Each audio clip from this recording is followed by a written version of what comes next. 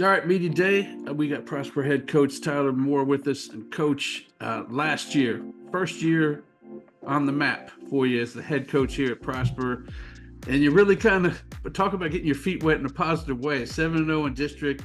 You've proven to be able to coach in close games because I think there's like four of them that were right down to the wire. Give me your overall feel that, and then you ran into a North Crowley, which a lot of teams ran into them at the end of the year. That was just a stacked squad. But talk to me about your first time as the head man at Prosper. Oh, it was great. Getting the opportunity to take over a program, at the stage that ours is in, makes my life easy. The coaches that we have on staff, we didn't have 100% continuity from the previous staff to this staff, but it was pretty close. And obviously, Coach Schmidt is a guy who I worked for my entire life, worked with my entire life in coaching, and it was a hard day for me to kind of separate from him to some degree, and missed him a lot, but being able to keep a lot of the coaches here and keep the continuity and obviously, nothing changed the way our kids are going to go about their business and they're going to work. And that made my life easy. A little bit more pressure. My wife struggles a little bit more on Friday nights maybe now. She stresses out maybe a little more than I do. But, ultimately, like I said, when you got a good group of guys as coaches and to support and kids that work like ours, it makes my life pretty easy. As long as I can keep things on the straight and narrow and keep everybody pulling the right direction, things are going to take care of themselves. Well, talk about that stress you put your poor wife into because talking about those close games, and it happened. A lot of them happened early on. I know Allen was a little later in the year, but you had Trinity and Guy was your first one of the year, and Rock Hill was really close at the beginning of the year. Talk about getting your footing and how you kind of handled yourself in those close game situations.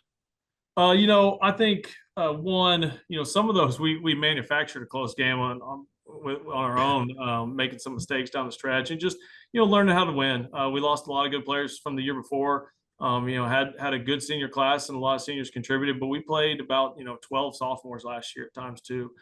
So learning young kids learn to win, kids who didn't have experience learning how to win. But ultimately, I like to consider myself. I can be loud and I'm a pretty you'll notice me at practice kind of guy.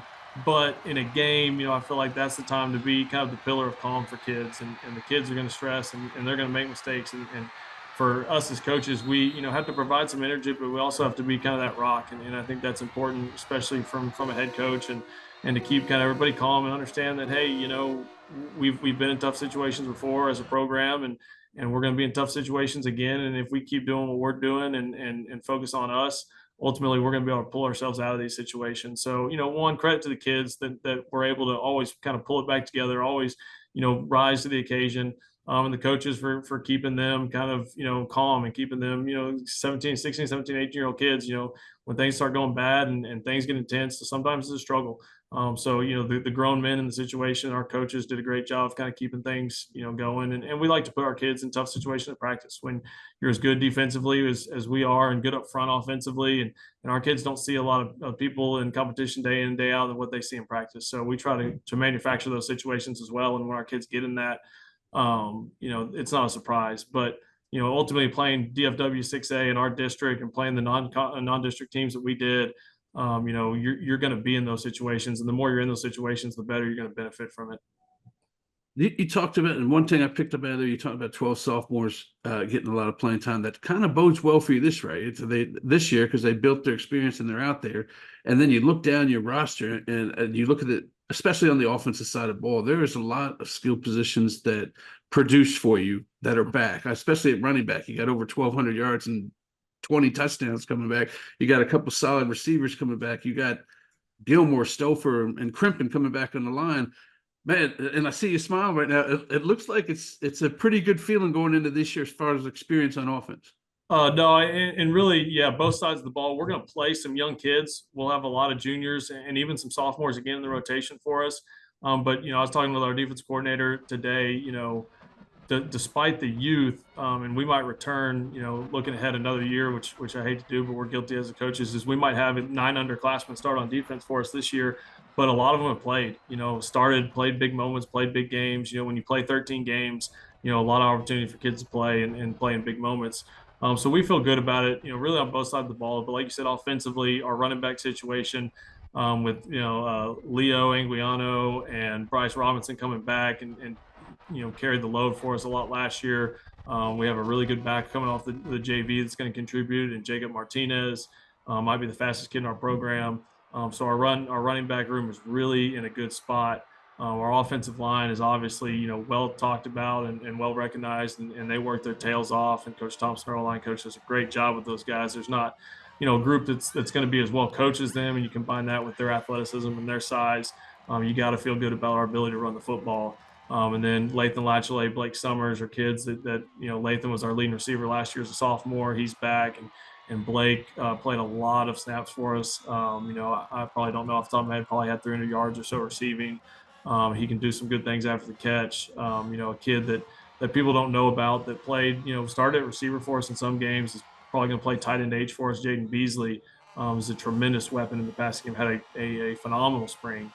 So we feel really good about our skilled kids around that offensive line and their development and the work that they've put in. Dallas Boozer's another kid that was in and out of the varsity last year for us that can be a big play guy for us on the outside. So we feel great about what we can do on the perimeter, as well as obviously what we got up front. Well, when you go, I don't even know if you had spring ball or not, but when you go back you did have spring ball. When you're out there at spring ball, where were your eyes going as far as, oh man, I need a guy to step up in this position due to graduation or lack of plan? Is there a place on the field where you're looking for a leader to step up? Quarterback's the easy answer for us. Nate Tenbarge was the district MVP last year. Harrison Rosar was the 2 years before him, was the all-time leading passer and touchdown thrower in Prosper history and all those, accolades. And so we have a tradition of having really good quarterbacks, and it goes back, before those guys as well. So that's always a position whenever you're making a transition to that spot. You got to have somebody step up because it's so important. You can have, all the O-line and all the receivers and all that, but there's one guy that outside the center that's going to touch the ball every snap and have to make the most decisions throughout the game, and that's the quarterback.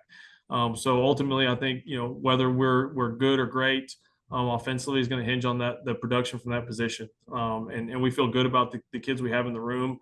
Braden Imhoff is a junior to be, and he had a really good spring.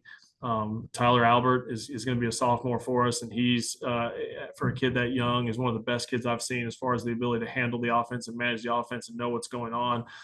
So there's definitely talent and production in that room. I think it's just quarterback's one of those positions until they start throwing against somebody else, and people are running around and have to make decisions in a hurry. It's hard to judge. It's hard to see. So we're excited. We definitely feel good about it. But like I said, until that first scrimmage, we're not going to know a ton about it.